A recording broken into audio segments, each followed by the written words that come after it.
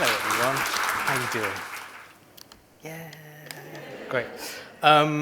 So, when I first spoke to the organisers here about giving this talk, thank you for having me, by the way. And actually, just before I start, thank you to the AV team who have been amazing. So if you see any of them walking around, say thank you to them. I said I would start with this image. And I think it's a pretty decent analogy for the past few years for many people in the product space. And we started the fire. We started a fire of change and ambiguity, and it started a really, really long time ago. And with that in mind, it's probably worth saying, I don't know really what I do anymore. I began my career as a print designer with a love of sort of typography and a real interest in digital. And around 2000, I began to experiment with putting things on disks and the internet. And a couple of years later, I became fascinated by accessibility on and off the web. And that is where I kind of started my career in digital product design. Yes, born a designer, can you tell? The job title thing is sort of less of an issue now. My clients tend to buy strategy and vision rather than someone to play a very particular role. But they still want to know where I've been and the part I've played along the way. And almost every job that I've had over the past 20-something years had a sort of readily explainable title. But over the last decade, I'd say that those titles have really needed to be given a really clear foundation with a detailed job description and a very, very clear explanation of where that role sits and what reporting lines are. Now, in most instances, if you work for a company, probably someone in HR, your boss, has read your job description. Now, not everyone gets to see your job description, or your role, or your responsibility, and this, I would say, is an absolute iceberg for most businesses. Only a fraction of your role and your responsibilities is visible to the rest of the organization and your team. So, hands up, everyone, please. Yeah, everyone. And you. And hands down, wait, if you have a job title that makes sense to others without a massive supporting document. Yeah. Hey, some of you are cheating, but that's good to know. So, and what about outside of your team of direct reports? Because that's the other thing. It's like, you may sit over here doing this stuff, but then the rest of the business. That's the big question. It's like, oh, okay. Now, I reckon that's less to do with you, more to do with kind of the status quo of how we label things and our culture around jobs, not just in product, but generally. And I'm going to assume there are no captains or inspiration officers or prophets or ninjas in the room. Good, that's a relief because they mean nothing. They mean nothing outside of that world, that conversation. They may have meant something to someone in a meeting, in a moment, in a singularity, but they are sort of frivolous and whimsical, and they really don't help. And they really don't help when things start to go wrong. And when things go wrong, which they invariably do, it's at that moment that job titles mean something, because we look for accountability, we look for someone to solve a problem. And what's interesting, I think, is that over the past 20 years, there has been something of a real interest in product managers. This is from Google, from 2004 up to the present day. I don't have a pointer, but you see where the big dips and spikes are? You can probably work out what that means. And this isn't really because there are more PMs in the world than, say, UX, UI designers or researchers. It's just a constant. Right, I'd like to introduce this cat. This is Augustus Escoffier, ostensibly responsible for everything we take for granted in modern cooking and the way restaurants are staffed and operated. And this is Alexis Sawyer. He's another Frenchman, and contrary to popular belief, he actually had more of an influence on the way that kitchens operate and are staffed. This is totally contentious, but if you look at the dates, he got there first.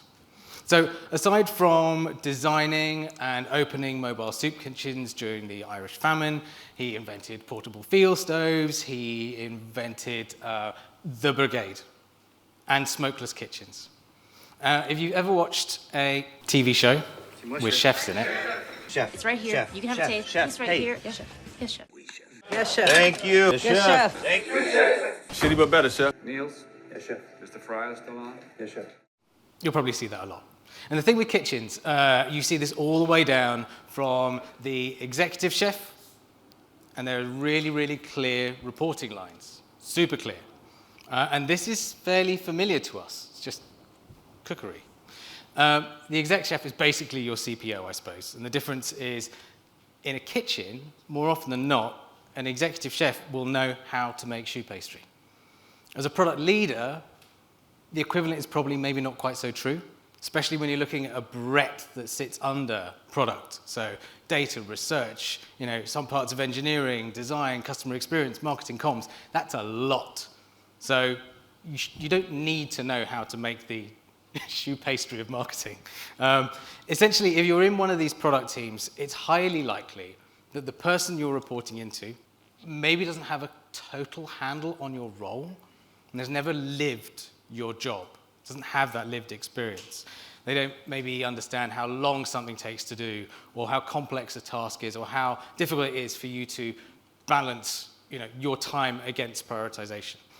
Working in a kitchen, for almost anyone who starts with the basics. So pot washing or peeling potatoes or that kind of thing. You start at the bottom and you work your way up, and it's a broad set of skills, and you work every station. And what's interesting is, over time, how the brigade system has actually evolved, manipulated, and the levels of severity or civility that most successful and lauded kitchens in the world have. So, the specialisms are still there. This is the Noma website, best restaurant in the world, a staggering 5 times over. And it has a very similar structure to ones that we're familiar with, certainly these days. So these are the people that work in the service kitchen. Roles have been merged, skill sets adapted. A 5-person kitchen is not going to have the same depth or breadth of knowledge or output as, let's say, the Ritz, which has 150 people working in it. But that doesn't mean that they can't be producing exemplary food. And as with our own industry, sadly, it absolutely doesn't mean the kinds of people in charge are necessarily the sorts of people you want to be working for. Until recently, I don't know whether anyone has seen Jiro Dreams of Sushi. Right, you should watch it. It's brilliant. It's about a sushi restaurant in a Tokyo underground station that used to have 3 Michelin stars. It's staffed by 4. The dad is in his 90s, the son is now in his 60s, and they are a remarkable team, and they serve very, very specific types of food to a very, very specific audience. So outside of sort of ideation and during service or delivery, we were used to the equivalent of the brigade system. We build our bit, and we hand it over the fence to someone else. I'm going to jump back in time a little bit to give you some context, and I'm aware of the time, so I'll be economical-ish with the detail. Let's imagine that whole-scale digital product and design, as we sort of understand it, kicked off in the mid-'80s, proper. I couldn't find a picture of Virginia Howlett, so this is some of her art. She's a print designer by trade, and she sent Bill Gates an email in 1987 or something like that, saying, we need to put design more front and center. We're going to be doing complex interface stuff. Let's do that. Anyway, they built the user interface architecture group at Microsoft, and she and her small team were responsible for the look and feel of Windows 3, the look and feel of Windows 95, Verdana, love it or hate it. And that was a huge step forward for our industry. As an aside, if you've not read Douglas Copeland's Microserfs, I cannot recommend it enough. It's set in the era of kind of crunch and ship and the emergence of the internet. And as per this dream, within a few years, loads of Windows machines were landing on desktops. Microsoft Encarta was launched. Design was in front of you. Design was in our homes. Apple went toe-to-toe with Hewlett-Packard and Apple and Microsoft. Yeah, 3 of them owning GUI elements. And the fold was a thing, which is a concept so retrograde we had to derive it from newsprint. Now, with all this information and data that we were starting to put in front of people, it needed to be designed. Content needed to be designed, and it needed designers. It got more and more complicated. There was more and more of it. It was on the internet. It was on screens. And we had kind of managed up until that point with engineers and people doing bits of design. So in the earlier days, we had this sort of strong set of disciplines making things go. Engineers and designers, limited by the capacity of technology. Something we are also starting to see change again and again and again.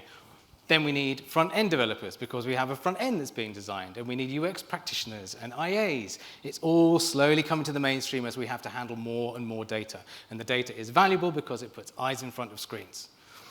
We needed people who could organize. So here come the librarians. I've met so many people in the early days of IA who have been working for places like Yellow Pages.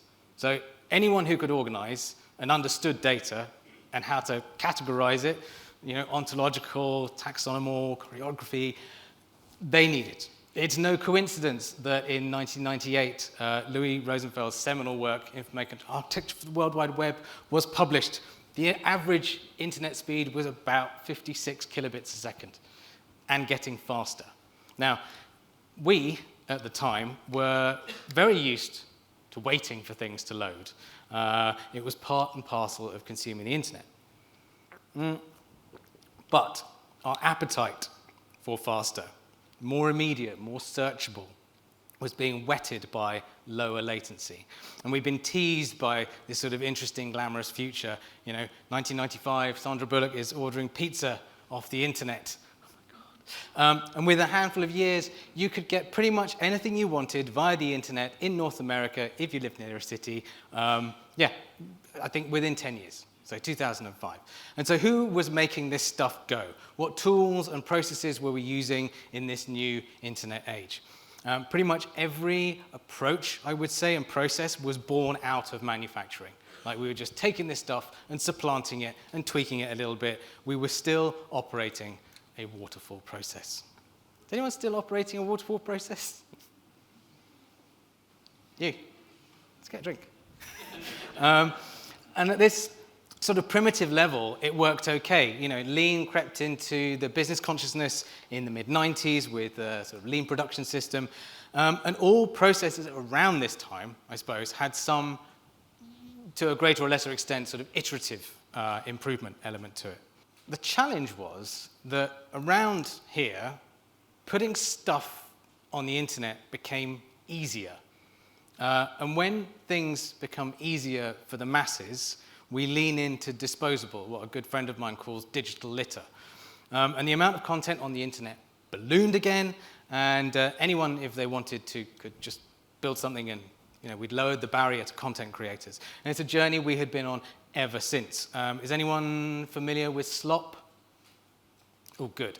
So slop is what you get when you shove artificial intelligence-generated material up on the web for anyone to view. Slop is cluttering the internet. Slop is cluttering your searches. And it means we have to sift through more stuff to get to the stuff we want. And it's not going to stop until we stop it. So who is going to join all these disparate disciplines together? That's what happens when we change slides. And make sure the wheels don't fall off. Well, it's PMs. Yay! And I didn't really encounter a product manager until the mid-noughties. I met BAs and producers and project managers and program managers. In the same way, back in the olden days, if you wanted something built, you had a product sponsor and an IT team. Some of them were really nice, and some of them didn't want to build anything. And the discipline, like those around it, developed as we realized we should be designing for customers. And this kind of thing happens when you leave designers alone with their thoughts and a budget. I love this, and I kind of use it in almost every talk I give because it makes me happy. This is the hot burter. You can't see how much water's in it. It burns you. It doesn't pour properly. They're about £350 second-hand. And is this what happens when we silo disciplines? Is this what happens when a discipline goes unchecked? Is this what happens without collaboration? Even Alexis said, our most beautiful fiasco. The kettle was very much criticized, but it was never a stupid object. We just went too far. And this is where a company like Alexis, after founding in the 1920s, they pioneered something that we're all too familiar with. Has anyone got like sort of Joseph stuff in their house? Sort of like designed. It would be described as an amphibious product. You can have it in your kitchen, you can have it in bedroom. You can kind of have it anywhere in your house, and it becomes a sort of talking point. It's essentially a product that can exist in more than one environment. And so, Alexis, who was founded in the 1920s, primarily doing tableware and stuff like that, they were able to identify audiences through customer trends and thinking more broadly about how they were manufacturing. So, what's wrong with silos? Well, they exist on their own. They have a rigid form factor. They can't be expanded or merged. The content stays within it, and they stop us seeing the bigger picture. And actually, what tends to happen is the people that are in charge of them tend to be viewed often and accused of being kind of gatekeepers. And silos create really interesting monocultures. And I say interesting, I mean really boring. That's an interesting picture, but monocultures are not interesting. The general consensus was that silos weren't that great. And having been part of many and spent many years trying to dismantle them, it was kind of good to bring them down, but also there were risks involved. So we have siloed blended teams, which are good for focus, making people work together towards a shared goal, less good for disciplines supporting one another.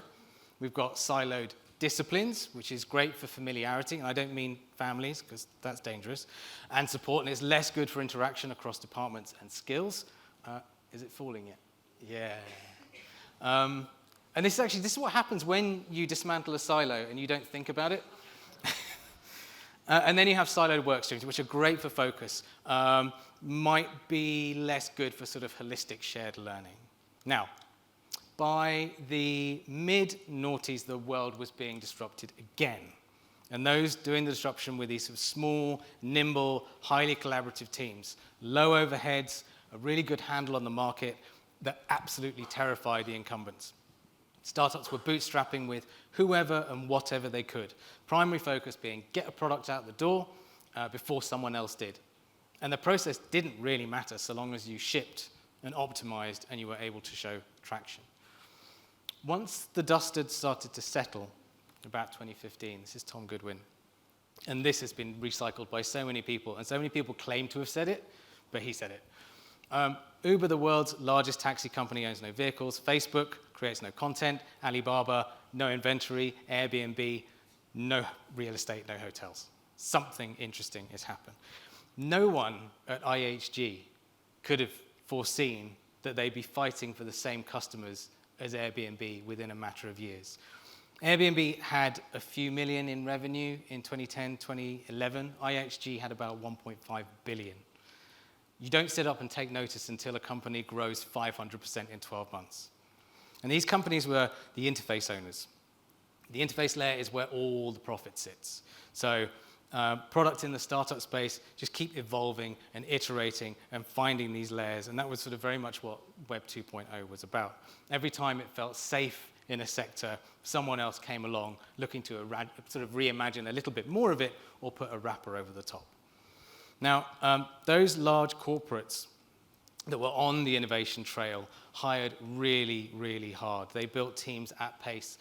Was anyone trying to hire product people or designers in about 2011 in London? No one? There must have been someone hiring a designer or a product team.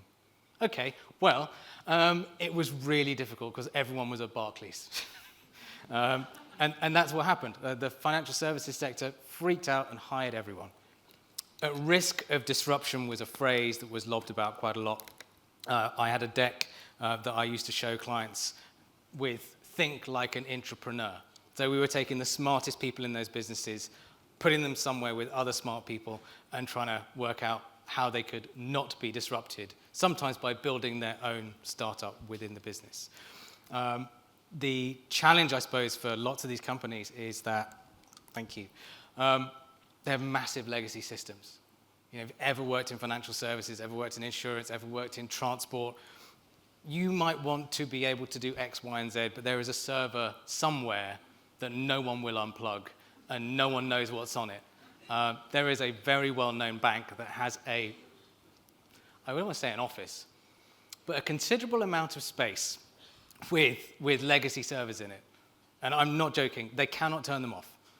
They have their own generators, and they don't even have people that know what's on them anymore. So, anyway, from these little tiny handfuls of operations,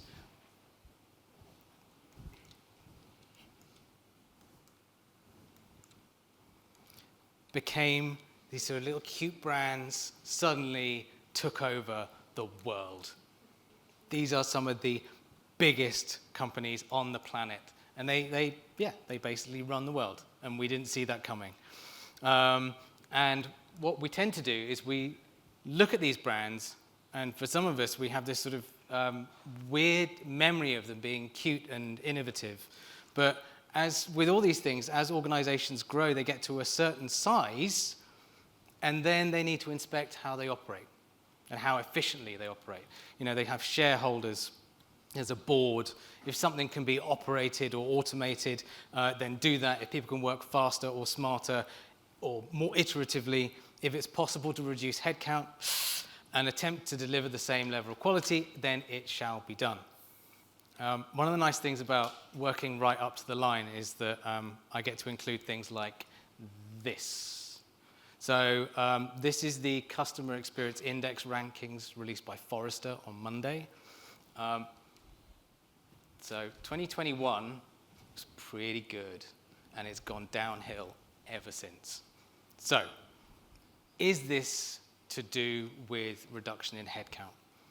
Is this to do with merging of teams? Is this to do with the removal of certain specialist skills? I don't know. It's a possibility.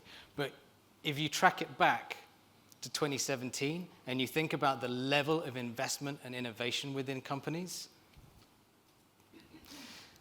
whenever an industry evolves, there is always a contraction. And naturally, workforces will always push back. This is absolutely not a new thing. It has been going on for centuries and centuries. After the Second World War, we saw automated processes take a major role in driving levels of manufacturing across the world in order to rebuild economies. Individuals up to that point who'd had highly skilled jobs were moving more into kind of machine operator roles, I suppose. And that was creating sometimes quite monotonous work. There's this really interesting study, or a series of studies, some of the first studies that were done into the mental health of workers that happened in the 1950s and onwards, where there were teams of people working at machines, and there's this great line, which I haven't included, where people were doing 10, 12 hours of work and coming away and saying their eyes were buzzing. And they'd never had that before because they'd always been doing sort of manual, interesting work. Might be repetitive, but not at this level. At the end of World War II, 40% of the US workforce was employed in factories. In 2024, 7.9% of the US workforce is in tech-related roles. That is it's not a disparity, it's just an interesting juxtaposition. So when we talk about the tech industry being upended, we're talking about different scales and different types of numbers. You know, over the last sort of 30 years or so, globalization in tech has happened, and it's happened in other industries too. So this is not new. What we're experiencing today is not new, and I'm going to keep saying it, and if anyone sees me later, I'll probably keep saying it then. But every time there's an evolution, we have adapted. New roles and skills are found and learned. I'm sure some of you remember when this happened. Actually, Airbnb, when they did their kind of product management shift, it actually happened a few years ago. It didn't happen last year, but for some reason, it was mentioned last year, and toys were thrown out of prams and all that kind of stuff. But it was highly divisive. But if you dig into it and you look at what Airbnb were doing and looking at this sort of Apple version of product marketing approach, they've done rather well with customer experience. Like, these are two of some of the most successful brands in the world when it comes to customer experience, delivering products that people want, like using, and will come back to. We don't all need to be taking kind of drastic steps like this. Similarly, something like Spotify and squads, which I always find fascinating, because they didn't invent squads. Squads was just as named, a solution to a particularly specific set of problems that Spotify were facing. And we love branding. And squad sounds kind of cool, not like the other stuff that we've been talking about. And it was co-opted by thousands of companies. Some for very positive reasons, bringing teams together, allowing them to collaborate more effectively, and some not so much. I have had dealings with certain companies that have just taken that model and supplanted it, and it has, against everyone's wishes, failed dramatically. Now, these adaptations and changes are being made by some of the biggest companies in the world. Huge businesses. And these once disruptors are now looking at their lunch and wondering who's coming for that. There is real concern. And it may not be like a sort of direct challenger. It's more than likely going to be something like policy or legislation. Is anyone familiar with pace layering? If you're not, take a picture of it, put it in your next deck. Everyone will think you're really smart. This is by a guy called Stuart Brand, and I love it, because let's just take any kind of okay, you get your photo, and then I'll stand in front of it and point at it. So imagine commerce up here. Oops, there's a hole down the back of the stage. Right, so Uber is kind of over here. When Uber first came in, they're moving really, really fast, moved into cities, did the thing, whatever they wanted, but governance was all the way back here. And so governments and local authorities and taxi groups were all saying, well, hang on a minute, you can't do that. But Uber was saying, well, we can. You just don't have the regulation in place for us kind of not to be able to do that. And you can play with, this is just ultimately fascinating. Stick things on it that you like and work out where it sits in relation to, basically, fashion. No one understands fashion, that's why it's at the top. It moves so fast. Young people get it, old people are just permanently baffled. So with that in mind, are these the kinds of companies we need to be mimicking? When the first of the most recent round of layoffs started happening in 2022, it came from these businesses. It didn't come from small organizations who kind of got their shit, oh, am I allowed to swear? Their act together. Small organizations didn't fire the starting gun. Big corporates. You know, we look at Airbnb and Spotify, and aren't they cute, and don't they provide nice services? They're no different to like a massive megacorp. You don't go into a massive megacorp and go, oh, you're running your teams really interestingly, we should copy that. But we look at these brands and we think, well, immense success, incredible MAUs, hockey sticks, you know, but there's a huge amount of window dressing. Now, we all know, sadly, that AI is coming for our jobs. I was going to speak after the AI panel, so kind of laying it down now. This will be the next inflection point. How we approach this and how we deal with this is absolutely going to be down to us. People in this room, leaders in this room, need to be aware of change, encourage those with less experience to question it and ultimately adapt to it. 10 to 15 years ago, we were all about disruption. We loved disruption. We wanted it, more and more of it. 10 to 15 years later, we are the ones that are being disrupted. We didn't necessarily see it coming, and there is a definite level of irony here. As a generation of sort of neophiles, we put ourselves in this position. Our constant drive to push the boundaries of what we have at our disposal is well documented. And the thing to remember is that in a sort of broad historical context, this isn't a scary proposition.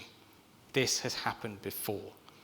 You know, we're doing what we told ourselves we should always do, which is iterate, tweak, realign, and adapt. So cast your mind back through history. This is not new. So what have we been good at? I thought I'd talk a little bit about that rather than like the end of civilization as we know it. What I'm seeing more and more of and hearing more of is about the effort that people in leadership positions are putting into getting their teams. So yes, we've taken this discipline and it now sits under you. And the best leaders are understanding that discipline. They are spending time not just with the leaders of that discipline, but the people that are kind of at the coalface. And those teams are thriving. A lot of this starts with the hiring process, working to staff teams for tomorrow. There is a lot of short-sightedness. I talk a lot about this. I've written a lot about this. Hiring for today versus what do I need in 12 months' time? Or how can I invest in these types of people? Some of the best hires I've ever made have been like maybe tool naive, but very, very smart. Hire someone who is tool naive. In 3 months, they'll be doing that bit of their job fine. But you're hiring their brain. You're hiring their creative thinking. And that is a thing I think that's been trending. And every single time I've seen a business begin to list, or there's been sort of disparity or upset within teams, it is because there is team and skill imbalance. As someone that's run product teams with my designer hat on, hiring more senior designers than senior product people, that is a challenge. People who've got more experience will go, do you know what? I don't know whether I really want to be led by this kind of individual who has less experience than me, who doesn't let me have a voice. Communication amongst peers and admissions of fallibility. There are more and more communities sprouting up, I think, since forever. Actually, maybe early 2020s, there were loads of design and product communities, lots of drinking. Now it's a bit more sensible. And people are being very honest and open with their communication. They're sharing where their roles are not working. They're sharing where they're having troubles with their teams. And I think this sort of collective problem solving and openness will only benefit us moving forward. Teams themselves independently forging relationships. So we can apply a structure to an organization, but the thing I would encourage everyone to do is encourage your teams to work outside of that. Sounds kind of counterintuitive and maybe a little bit chaotic, but I really want my B2B team talking to my B2C team. I want my back office talking to my front office, because if they're not, then we're missing opportunities. So, what is next? It is often hard to remember that where we are now is just an extrapolation of our collective past. Where product exists today is a result of an amazing fusion of skills and ideas from our own and other industries. And what we do next is really what counts.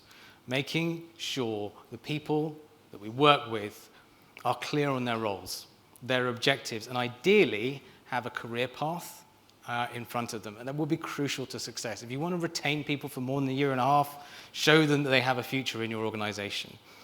We do have a tricky job of bringing disparate disciplines together, balancing business and customer objectives.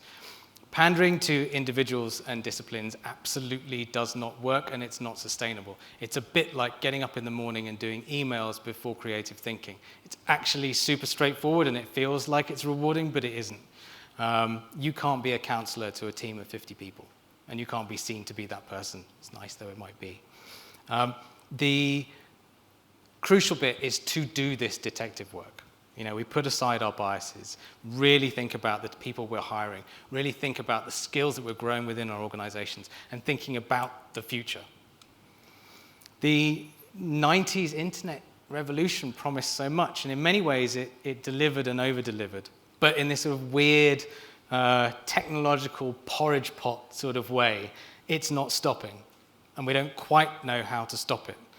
So our collective job, and it is within our grasp, is to redress the balance for the people building the future and also those experiencing it. Thank you.